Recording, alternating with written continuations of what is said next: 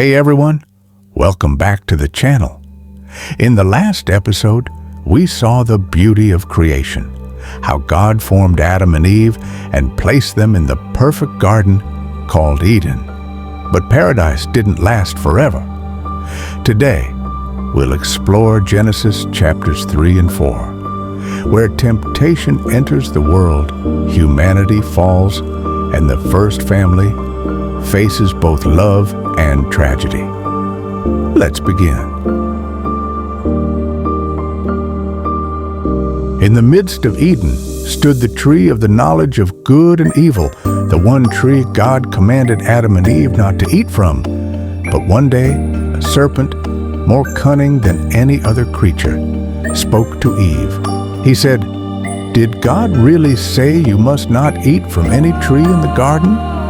Eve replied, "We may eat from the trees, but not from the one in the middle, or we will die."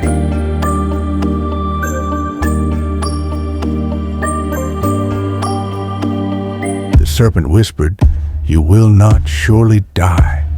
God knows that when you eat it, your eyes will be opened. You'll be like God, knowing good and evil."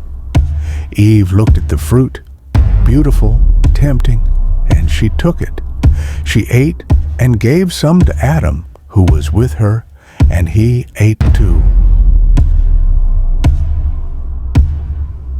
Then their eyes were opened. They realized they were naked and in shame, sewed fig leaves together to cover themselves. In the evening, they heard the sound of the Lord God walking in the garden. Afraid, Adam and Eve hid among the trees. God called out, "Where are you?"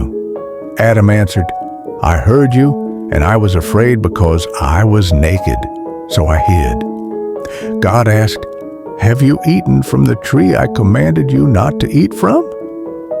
Adam blamed Eve, and Eve blamed the serpent. So, God declared judgment to the serpent, that it would crawl on its belly and eat dust all its days. To the woman, pain in childbirth and conflict in marriage. To the man, hard labor, thorns, and sweat to survive. Yet even in judgment, there was mercy. God made garments of skin to clothe them, a symbol of his care, and promised that one day a descendant of Eve would crush the serpent's head. Then God sent them out of the Garden of Eden. Cherubim and a flaming sword guarded the way back to the tree of life. Paradise was lost, but God's promise remained that one day redemption would come. Outside Eden, life was harder, but it continued. Adam and Eve had two sons, Cain, who worked the soil, and Abel, who cared for the flocks. In time, both brought offerings to the Lord. Cain brought some of his crops, while Abel brought the best portions of his flock. God looked with favor on Abel's offering, but not on Cain's. Jealousy filled Cain's heart. The Lord warned him, "Sin is crouching at your door. It desires to have you, but you must rule over it." But Cain didn't listen. One day, while they were in the field, Cain attacked his brother Abel and killed him. When God asked, "Where is your brother Abel?"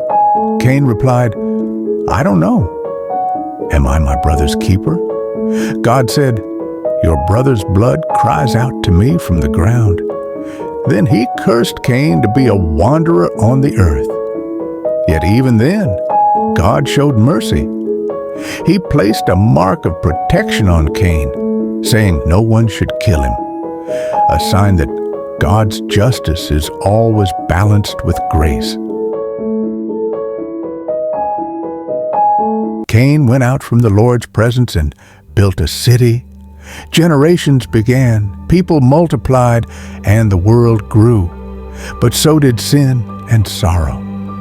Later, Adam and Eve had another son named Seth, a reminder that God's plan for humanity was not over. Through Seth's line, people began once again to call on the name of the Lord. Genesis 3 and 4 show how sin entered the world, but also how God's mercy never left it.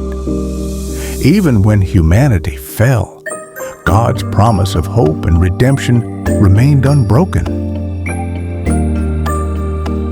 Thank you for watching this episode of the Book of Genesis. We've seen the cost of disobedience and the power of mercy. In the next chapter, we'll explore how humanity continued to grow, leading up to the story of Noah and the Great Flood. Don't forget to like, share, and subscribe for more Bible stories told through animation and sound.